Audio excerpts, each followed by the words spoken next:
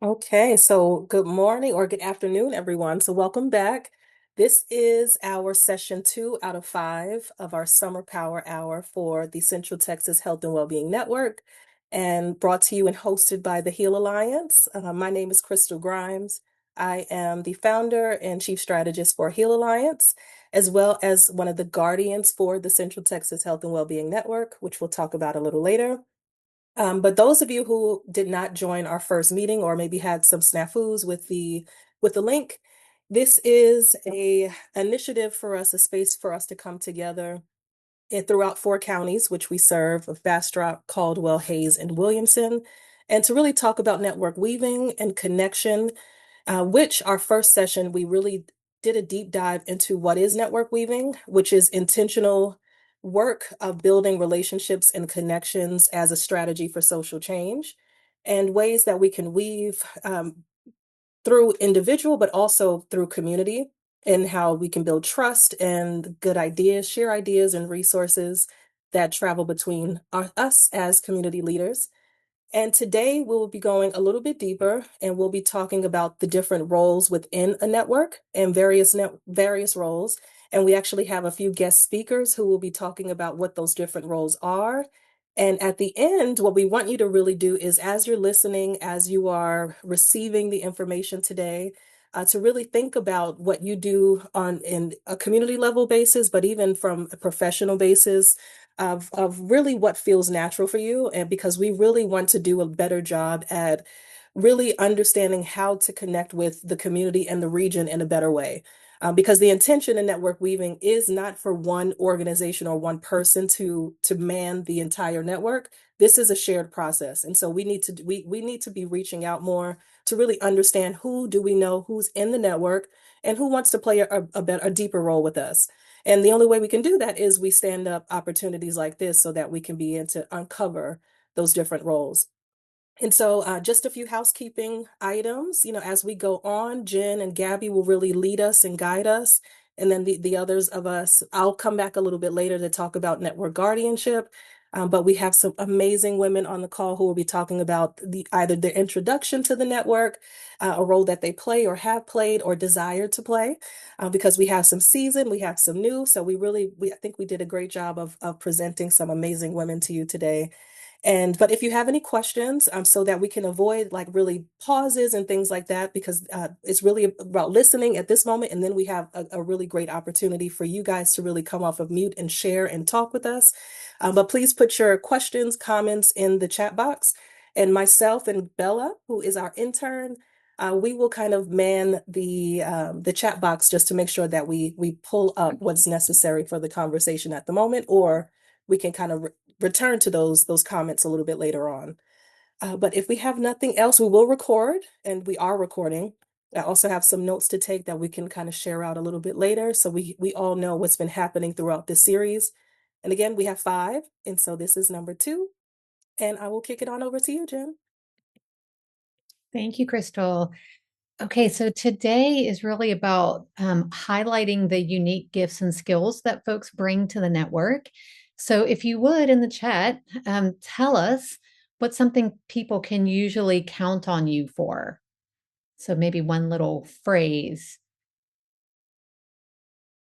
If that's bringing the fun, bringing the food, keeping the conversation going, what is it that people can count on you for? And then also, what's one thing you've had to unlearn in order to work in solidarity with others? So, if you can add that in the chat so we can get to know you a little bit, to listen, folks can count on you for being curious, interested, fun, and laughs, to be present. I've had to unlearn being attached to how people get the work done, being less prescriptive, unlearning hypervigilance.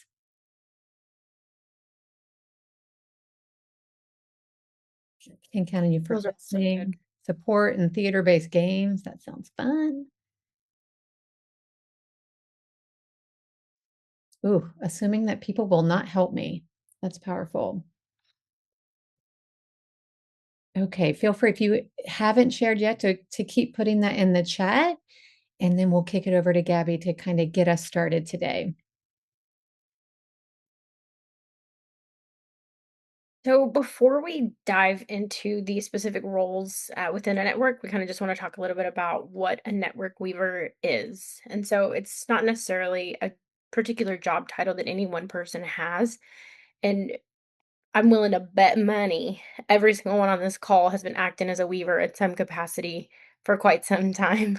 But a network weaver is just someone who really pays attention to people, to organizations, and to efforts happening around them. They notice where the gaps are, they notice where opportunities lie, and where people can benefit from knowing each other. So I always like to tell people it makes the shift of what can I do to who do I know and who should be connected so this can get done. There's no such thing as silos around these parts. But at the core, network weaving is about building trust, relationships, and strengthening the communities that you're in and connected to. Like I said, all of us on this call at some point in our careers, whether it be in a paid role, in a non-paid role, are working as one of the four. So we have a connector, a coordinator, a facilitator, and a guardian. And again, these people are just aware of the organizations, opportunities, and the things happening around them and kind of piecing those things together and filling those gaps. So some of the answers that you wrote in the chat already of what do people expect from you or what do people usually call on you for, that kind of already puts you in your little weaver bubble. So I will ask that if you don't already have a notepad and a pen, pull out your phone, your notes app, and kind of just as we go along to break down what each of these roles are, make a little note of, yeah, that resonates with me, or yes, I've heard someone say that about me. So we're going to go through the four different roles. And there's a longer checklist that we'll share with you at the end, but we just kind of highlighted the high level things for each role and just kind of see which one resonates with you both. You might very well have characteristics in each of them. So the first one that we're going to touch on is the connector. So in network weaving, we talk about closing triangles. So if there's two people who know each other, but and there's a third person who will connect those two people to close that loop in the network, and that's what the connectors do. So they introduce people with shared passions or complementary skills who need to know each other, bring new voices and perspectives into the network. They help people find collaborators and resources and create spaces for relationship building and shared visioning. So these are the people who are just always saying, "Hey, I'd love to introduce you to someone," or "Hey, I really think the two of you should know each other." So that's the first role, the connector. And we have coordinators and coaches, and they help the connections become action. So they, oh, my little, you guys are in my way. Love you dearly. But they help groups identify goals and next steps. They support collaborators across neighborhoods and organizations, and they encourage accountability and momentum. And they coach people through challenges and growth. I think Jen is a great example of a coordinator. I don't know her score on the test, but I would rate her as a coordinator. You sit with Jen long enough and you bring up anything, she before you've left that conversation, she has given you a full rundown of these are all the ways that you can make yourself successful. These are the people that you should connect with. These are the topics that you should touch on and you should research on. So coordinators and coaches kind of play that role and they have a passion for making things move. And it's such a cool role because 'cause they're not the spotlight person, but they just help bloom such beautiful networks, so little shout out to Jen there.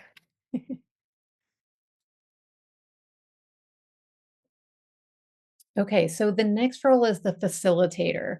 So these are the folks that, once people have been identified, they're the ones who are going to say, "Hey, let's get together. Let's start this conversation." They're going to make sure that all the right people are in the room. and they're going to have an idea of what needs to be talked about. What kind of trainings do people need? What are the learning opportunities? And they'll identify gaps and needs in the network. So you'll hear from Kay, but the main thing of a facilitator is they're making people feel welcomed, they're inviting them in, and they're making sure that the conversation keeps moving and that it's moving in a really productive direction.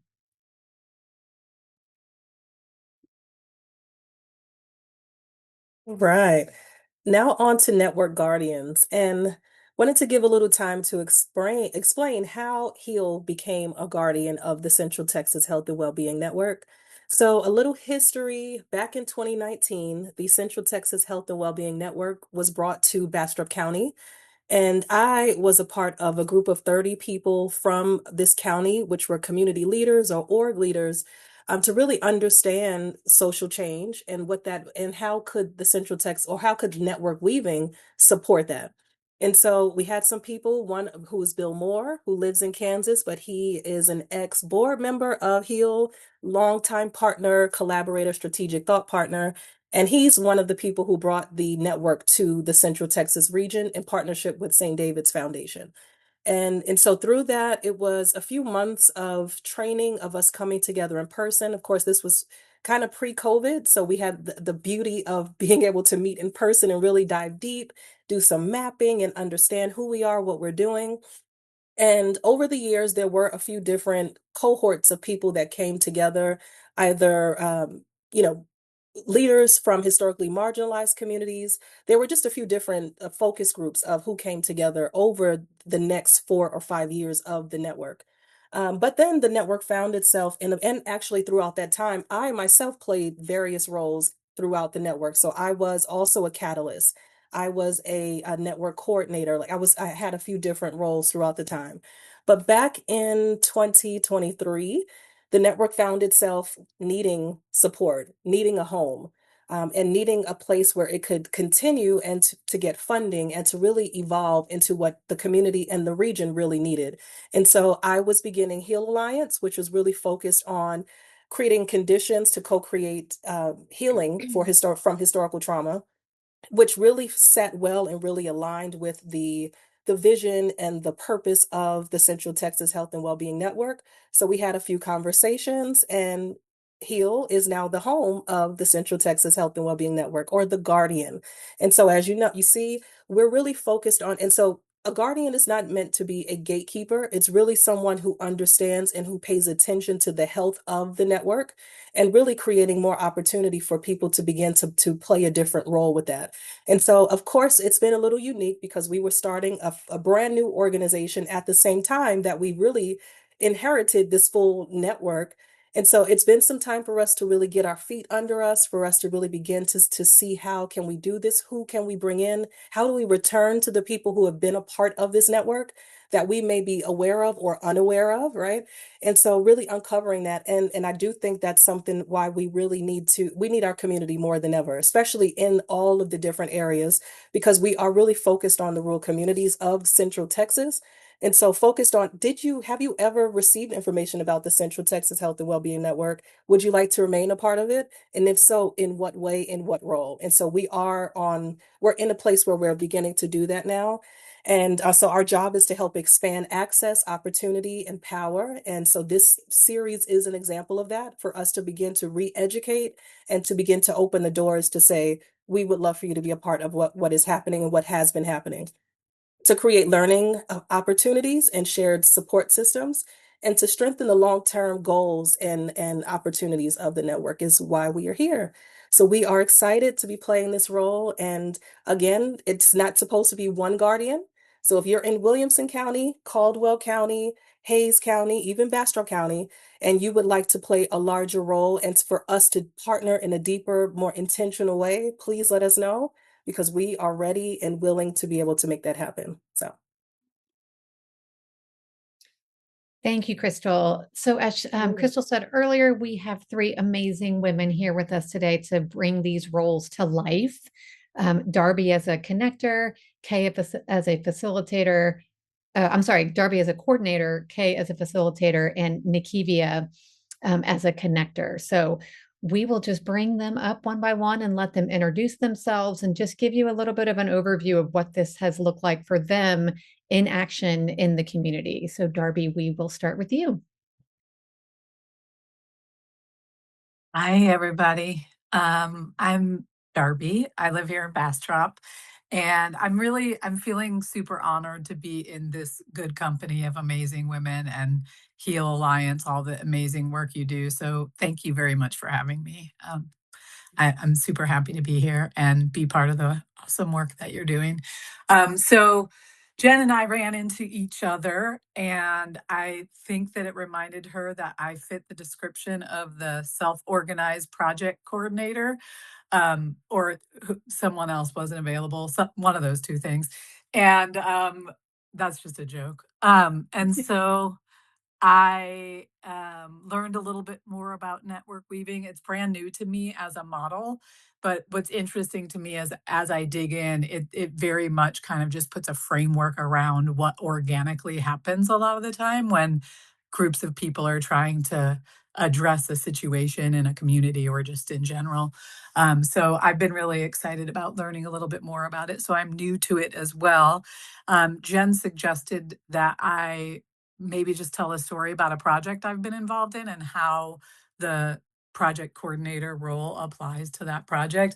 And I knew right away it was a project I've been working on for about 2.5 years, not in this community, but I think there's some interesting overlap.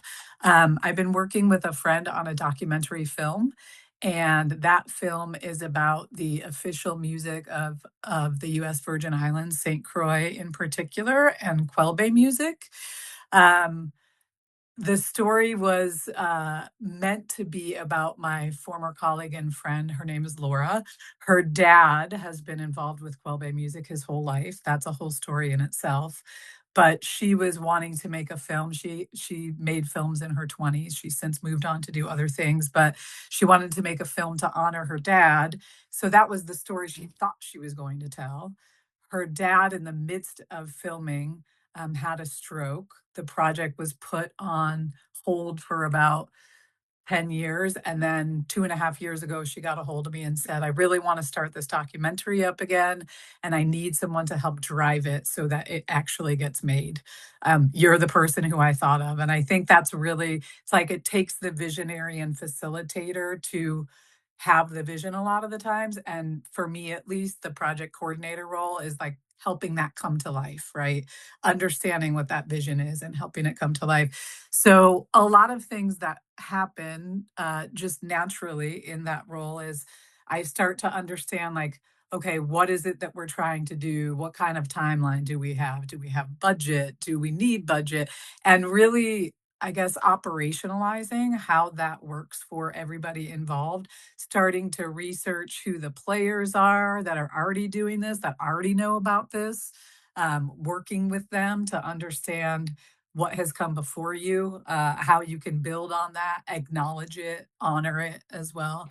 What it looks like a lot of the time is just like, oh, we should have meetings. And instead of maybe all these disparate conversations happening between players, it's the coordinator and me in this role would think, it's probably a little more efficient if we have maybe like a biweekly get together and I don't know, an agenda for the meeting so that we're on track and keeping things aligned and really keeping the end goal in mind and being able to strategically and incrementally work from where you are now to achieve that end goal. And do it in a way that I think this is something important that I've learned over the years that is flexible enough for people from all different kinds of backgrounds. So people are resourced differently. They have different skills and ways of learning.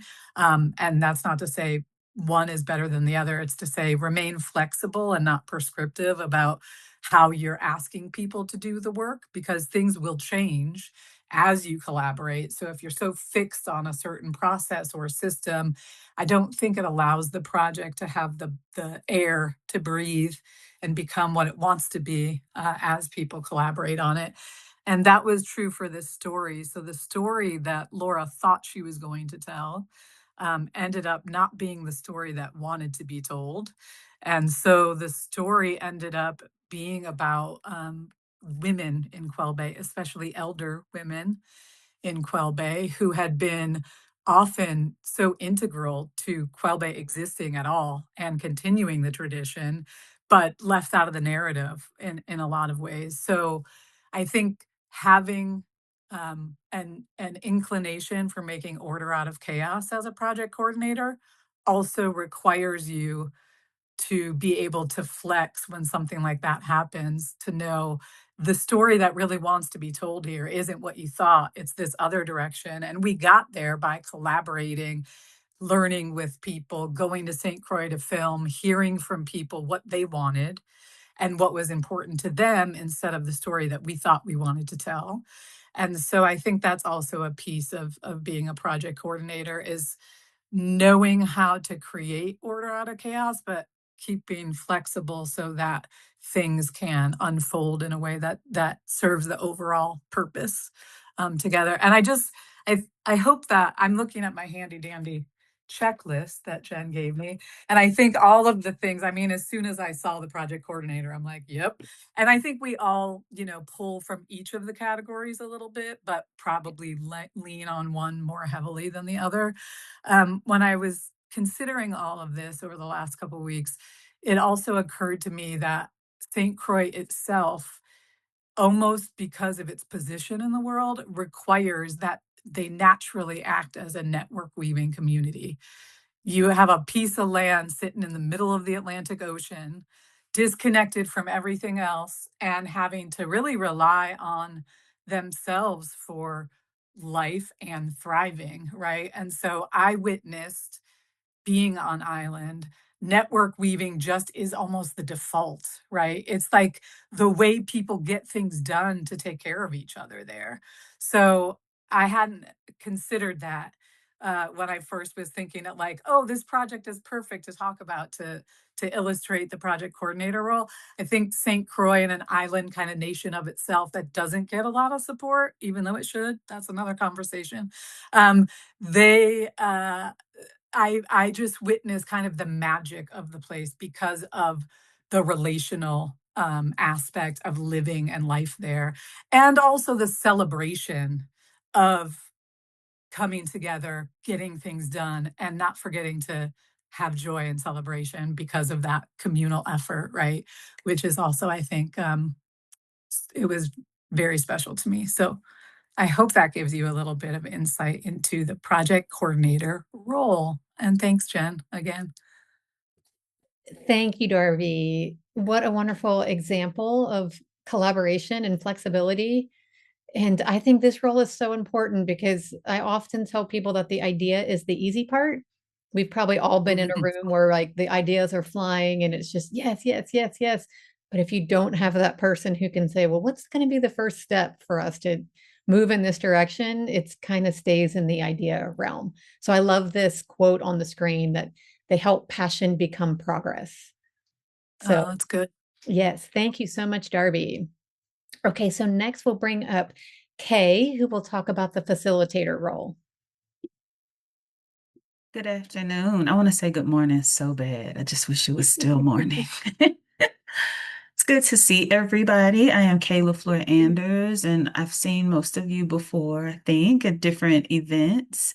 I'm just so happy to be here. I want to start off with how I got introduced into network weaving. It was, I think, 5 years ago now. I've seen a post somewhere. I think it was 2021. And Crystal was actually working with someone at the time. They were having some ideas about a social wellness kind of series, which was amazing. And I was introduced into that. And so the three of us got together and planned some things. And it was great.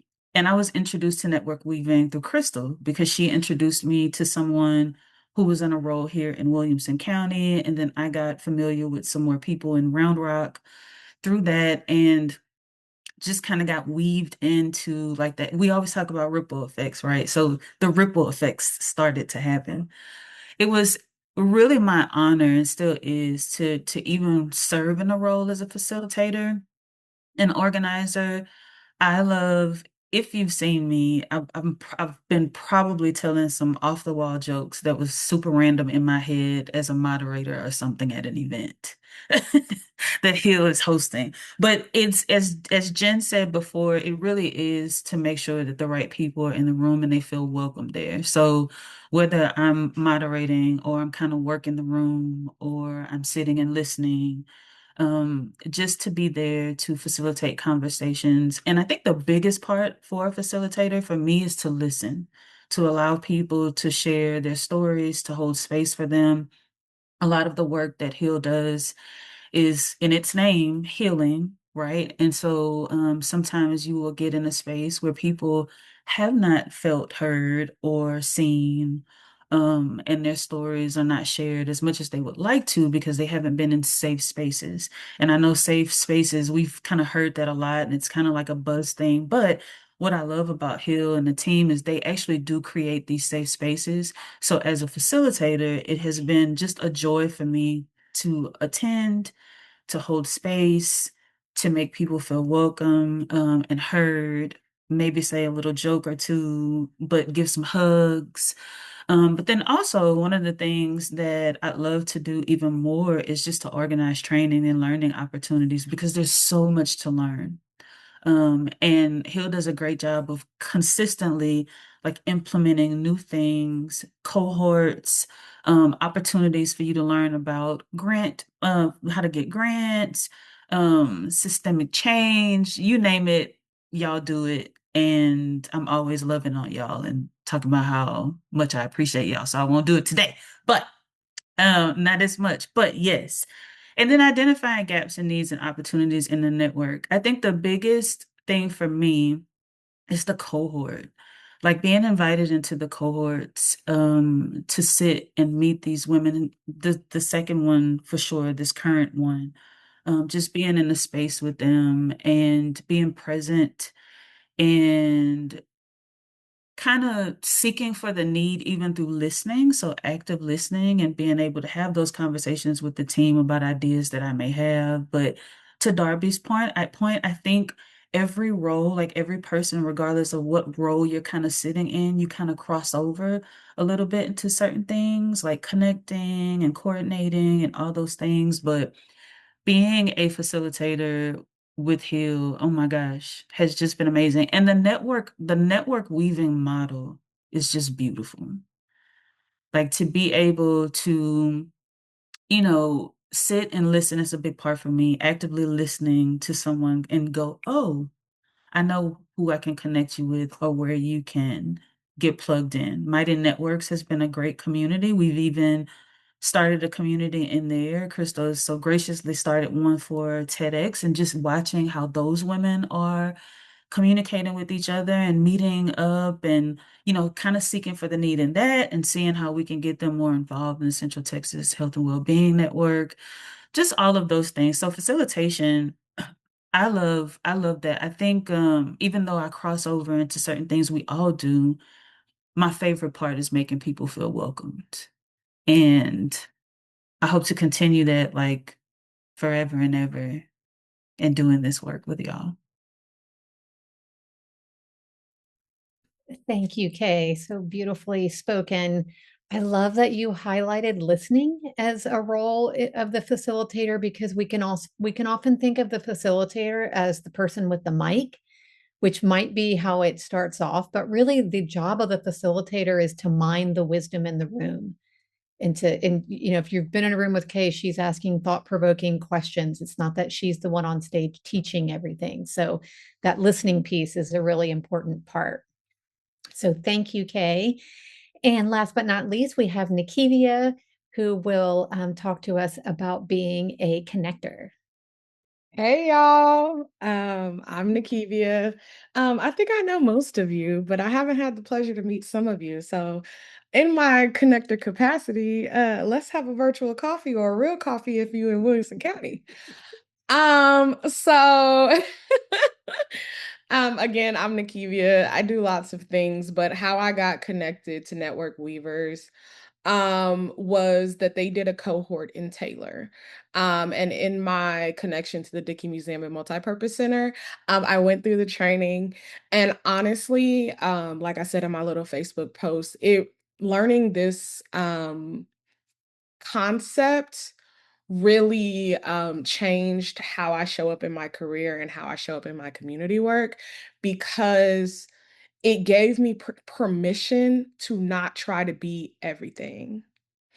I have natural charisma. I have never met a stranger. I'm just one of those people, like, um, unless they are absolutely unwilling, I can find common ground with just about anybody. And so what learning about network weavers did for me was saying, hey, you don't have to be the person who puts the energy into creating the momentum. You find somebody who has that gift. You have a gift for identifying relationships. You have a gift for identifying people that should be connected because they would be in amazing harmony. And so for the last couple of years, I have just been leaning into that. Um, and so what I will say is, in whether it's your career or your community work, people are always telling you that you need to network. You need to do this and do that. But a lot of times what's missing from that directive is the how. How do you do that? And a lot of the times people say, okay, I'm in a room, I need to collect all these business cards. But what happens after the business card? What happens after that initial email exchange? Like, how do you actually be in community and build relationships? So, as a connector, I really try my best to actually take those business card exchangers business card exchanges and turn that into a virtual or a coffee meeting to where I'm here to listen. Like, what are you up to? My favorite question to ask people is, what are you up to in the world? And some people are thrown off by it, and some people are receptive to it. And really, the question is open ended. So if you don't want to talk about work, don't talk about work. Like, it is literally to solicit the passion and what people care about.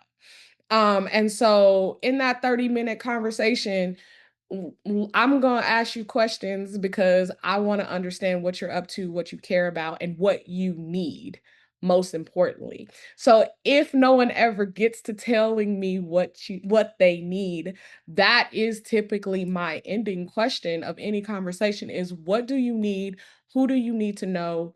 If I know them, you know them. Like, that is how I move through my career, and that is how I move through my community work.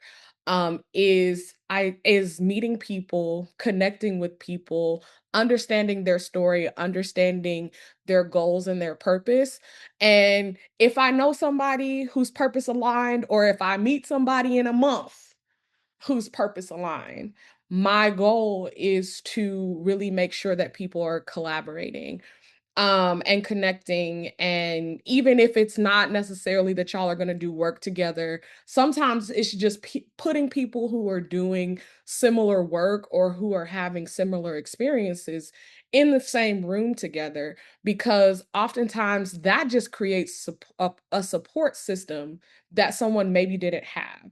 So as a connector, an example of a project is the Taylor Juneteenth Committee, which is something that I chair and the Dickey Museum underwrites. It's all about bringing people into the room. There were everybody had their own way and modality of celebrating Juneteenth in Taylor. And the city called us all into a meeting and said, hey, now that it's a national holiday, which that was kind of, we want to make sure that the city is, supporting all of you. So can we create this committee to kind of start to um put out an official celebration schedule? It's not about you can't do what you always do, but can we give it to the city in a tied up way? Can we collectively fundraise to make sure that your project gets funded in a way that makes sense for you, et cetera, et cetera? And so my role in all of that is to bring the people to the table, and getting into a little bit of the facilitation, like they were saying, we all draw on different things, is making people feel welcome, being the person that people know in the room, does a lot to help people get grounded, and be comfortable and able to actively participate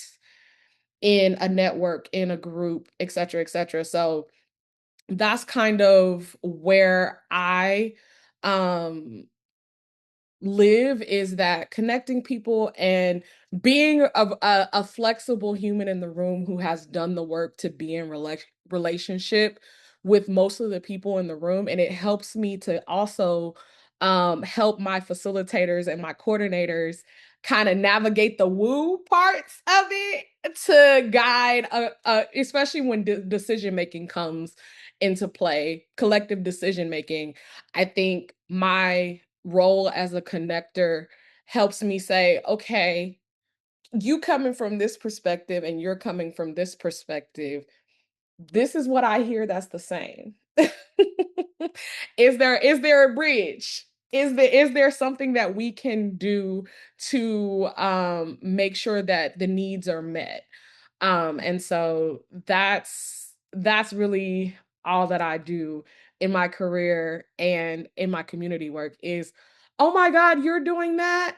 Well, do you know such and such at Black Mamas ATX? Do you know such and such at A Little Bit of Good? Do you know Hill Alliance? Do you know GFCF? So that's kind of who I am and how I choose to show up and serve my community. So thank y'all for having me. Thank you, Nakevia. I love that you brought in what it looks like to be a connector once we're in the room, right? That the connector's job isn't necessarily finished once people know each other. It's that continuous bridge building. And also, I loved how you said that your last question in these coffees is, what do you need? Who do you need to know? If I know someone, you know them. In network weaving, your Rolodex, which will date me, it can be used very transactionally of like, well, if I'm going to introduce you over here, what are you going to do for me? And in network weaving, it's much more generous, just like Nakevia just showed us that it's, if I know someone, you know someone, and I'm happy to help you connect with them. So beautiful, Nakevia. Thank you so much. So I think now that we've gone through all of the roles, we'd like to just open it up and see if y'all have questions and answer any questions that you might have. And also, if you've got some projects that are boiling right now that you're working on, feel free to share those with us. And we want to know what role are you? So there's a little quiz here that you can do real quick that'll just tell us what, and again, you're going to be in your, have talents and skills from all of them, but which one resonates with you most? Can you still see it? I minimized it so I cannot see it anymore. Okay, good.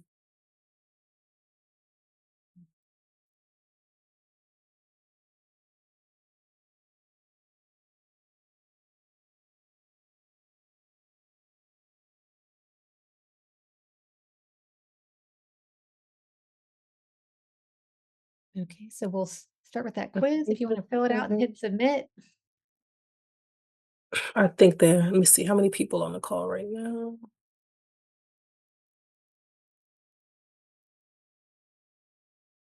I think we got one more person.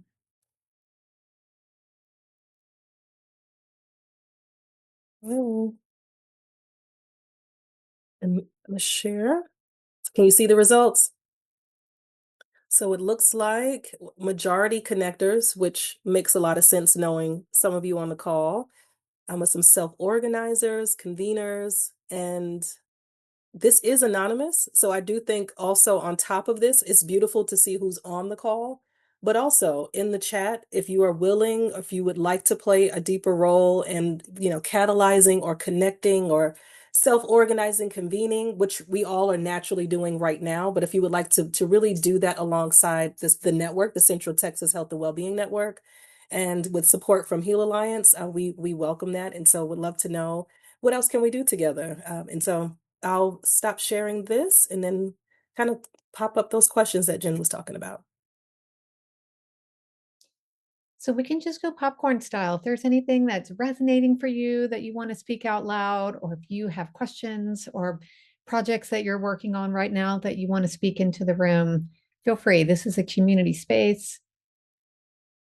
Actually, before anybody says, Kay, we were just talking earlier about needing like community and some volunteer things that we were going to post. I think this is the perfect call to bring that up on. Absolutely. I couldn't get to my unmute button Okay. fast enough. So I am producing a show with Austin PBS on menopause. And it's not just thank you. We're starting off with the conversation with menopause and perimenopause and just women's health altogether, talking about it from the perspective of the whole woman. So how does mental illness play a part? It's a multicultural, multi-generational conversation. We want to talk about how women of color experience it differently, how, younger generations are experiencing it differently than older generations, like the whole thing. We have two board certified OBGYNs that'll be on the show, and then two menopause experts, one of which will be touching on sexual wellness, because that's not a conversation we feel comfortable enough talking about, but we should. It's quite scary, really, the things that I've been learning in the research, the way that we should be taking care of our bodies. And so that taping is July 10th. It is at Austin PBS Studios. I have a discount code for those of you who are interested in attending.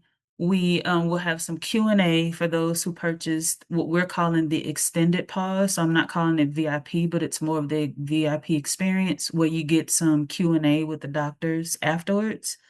But it's just amazing, and we need volunteers. Like the whole point of this show is to provide relief, reflection, and real talk. We want to have really, candid conversations in a safe space. Some people will laugh, some people will cry. It's important for us to be present for each other. And so I'm looking for volunteers who are going to be present and welcoming and, loving and kind of ushering people into the studio and out of the studio as well. So thank you, Crystal. Absolutely. And if you can you plug in a link for us in the chat? Yeah. Yeah. Yeah, my question was, what time is it? Because I would like to try to volunteer. Yay. It is. So doors open at 6 and the taping starts at 7, and all volunteers will be able to be a part of the show. So we kind of have it set up to where people are not just sitting outside like waiting on it. Yeah, you get to come and ask questions and still be a part of the show. And the audience is actually going to be in the recording too. So, and then also in addition to that, if anybody after this taping wants to share their lived experience, we're doing video cutaways. So we're not going to show that during the taping, but PBS is going to kind of popcorn it into the show before it airs in October. So we'll actually be airing on PBS in October. That's dope. I love that. Thank you. Yay. And I appreciate the support of the Central Texas Health and Wellbeing Network. Yeah, absolutely. We will be there. We are supporters on and off paper. Yes. Yeah. And you have some others in the chat, Kay, that would love to be a part of that. So anybody else, any projects that you need support on, or when it comes to a role that you're resonating with that you would like to off of mute say or declare? Hello, everyone. Are they? Oh, yes, I'd like to announce that this weekend I have the honor of speaking at our historic Juneteenth in St. John Colony.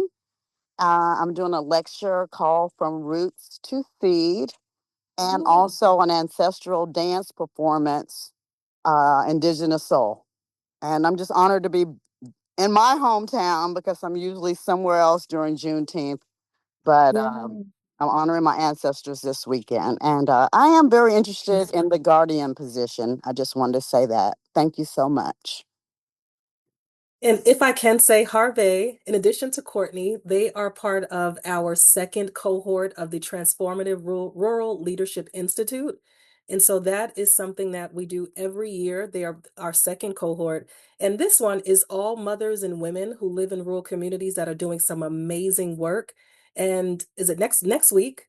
They actually meet for their last official meetup, and we will be doing something called a healing table, and all of us will be eating together, doing some amazing things to really just focus on ourselves. And then well, I'm not going to say that because we got to save that for them.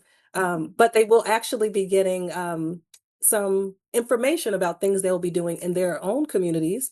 And so for Harvey and Courtney to be on the call, I naturally, you are already that, Harvey. But to be able to really solidify that, I can't wait for it. We're really excited for y'all to be a part of the network. So thank y'all.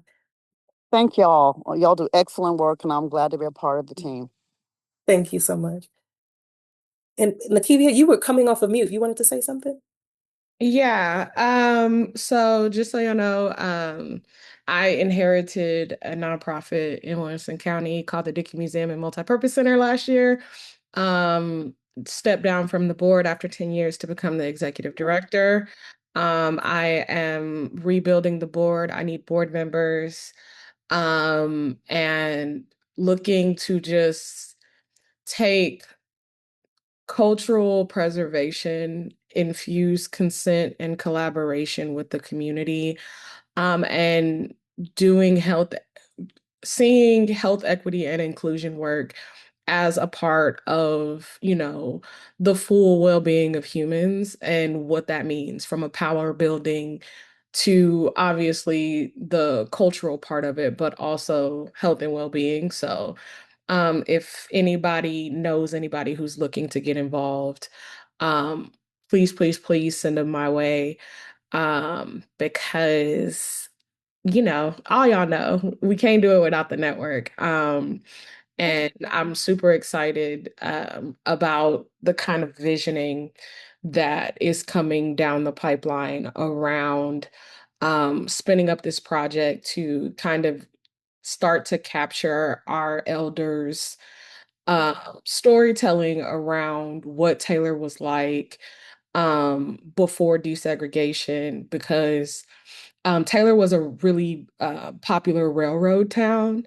And so before desegregation, like with most small towns and rural towns or towns in general, like there was a whole separate economy. There was a whole separate lifestyle, and the people who saw those things are quickly leaving us.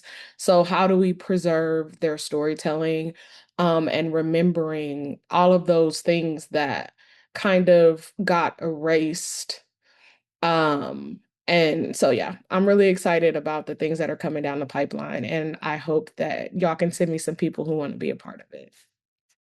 Absolutely. Wow. Congratulations. Anybody else? I'm texting someone right now for you, Nakevia. She's retired, so maybe she'll Yeah, sneak on over. that's how it happens. I would say if anyone in the Bastrop area, it doesn't have to be just Bastrop, but I'm looking at you, Donna. We are about to go into planning for our third youth summit, and I feel like it's the fourth. I keep saying third, but is this the fourth? Yes, this will be the fourth one actually. Yeah, so this fall, we will be hosting the Bastrop County Youth Summit, and which is a beautiful example of community collaboration. It started in 2019 with several, probably about 7 different community organizations coming together just to plan it, just to say what do our, and it was youth at the table, and actually the kids did it, but each organization brought forth youth from their own ecosystem. if it's 4-H and just all of these different organizations. And I say naturally, it's not really natural, but because of COVID, uh, it really halted a lot of the planning and just things that happened. So we started in 2019, and because of COVID, the first youth summit didn't start until 2022, actually, because some of the kids began to graduate. Like it was just a lot of movement. Some of the organizations either dissolved or, but what really remained, and the network was actually a part of the first ever planning team, because the initial idea was to build a youth centered organization. And so youth networking, it was called, it is, because we're trying to bring it back, but it's called Youth Bridging Networks for Change. And so Bill Moore actually was helping us to do like a theory of change and all of these, and walk youth and teens through what does it mean to build a theory of change in order to build this organization or charter, which it might have been a charter under another organization.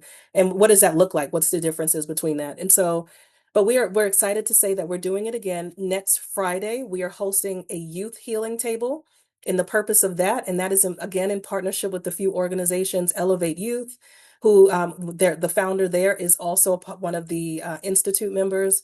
We have the Family Crisis Center. Donna may have some youth to bring from Bastrop Pride.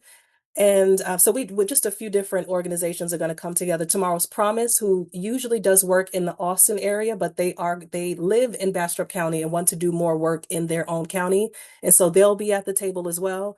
And but yeah, so next Friday is healing tables for kids to really have a space to talk about always where do you need to go? What do we need to talk about? What's really heavy for you or what's beautiful in your community? So those gaps and gift conversations, and then taking what they're speaking about and building the youth summit around that.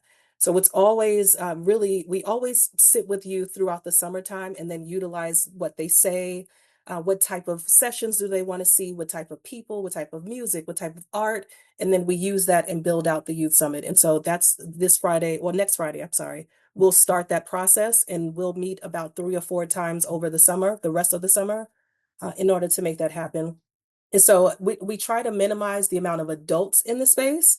But if you are an adult that comes with at least 3 or 4 youth, we'll welcome you to please come, because this is really about them. It's not about us talking at them or, it's really about them guiding.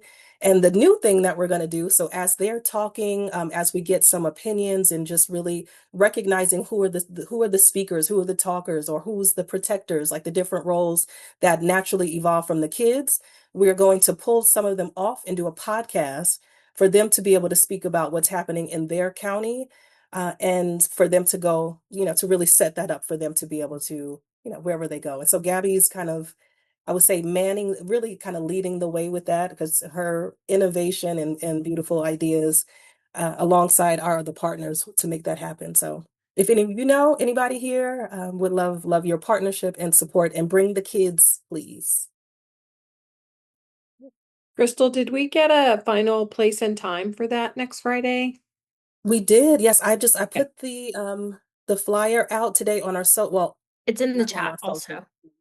Is it? I just put it in the chat. Oh, okay. Go. Thank you. But I will email you, Donna, as well. Thank you. But yeah, it's there. Yes, ma'am. So it's going to be it's a little different. No, our last youth healing table was in the evening as well. But because we have a space. Heal Alliance finally has a home. It's been a process, y'all. It's, so our place is, we're calling it like more of a hub or a think tank. So it's not really huge. It's for us to bring in a few folks to really strategize and talk about what are we doing, building archives and a social health observatory in our area. But we have direct access to our neighbor, which is the lumberyard, which is a bigger community space where we can really host and bring people into.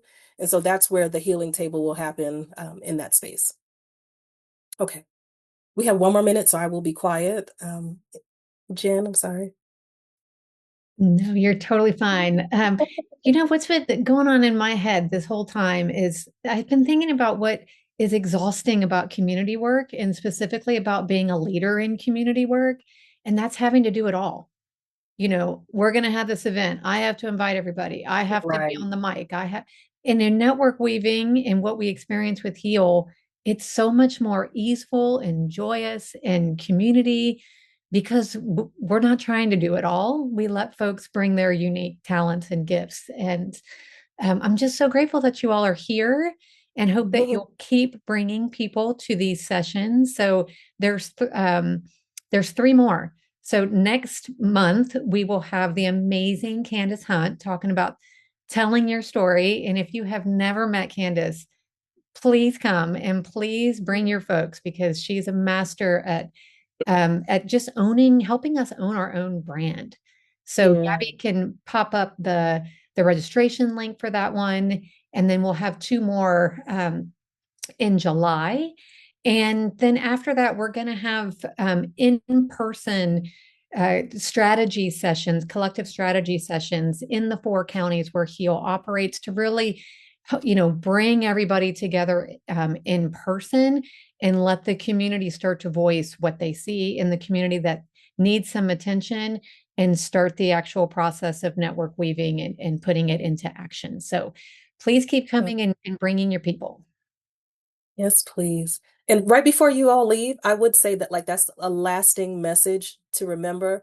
Like as we come to opportunities like this, workshops, and even like when you have something going on, to try not to come by yourself, to always bring someone with you. That's the only way we are going to grow in connection in community is to at least tell 1 or 2 people or bring somebody alongside you. So I thank you all for your time. Thank you. If you can scan this QR code, that will pop you up into registration for the next one. Although I will give you a secret and let you know that the Zoom link is the same for every single one. But we just like to know who to expect to come. So if you could please register, but if not, just go ahead and click the same Zoom link and we'll see you in 2 weeks. Right. Thank you, everybody. Thank Thank you you, everyone.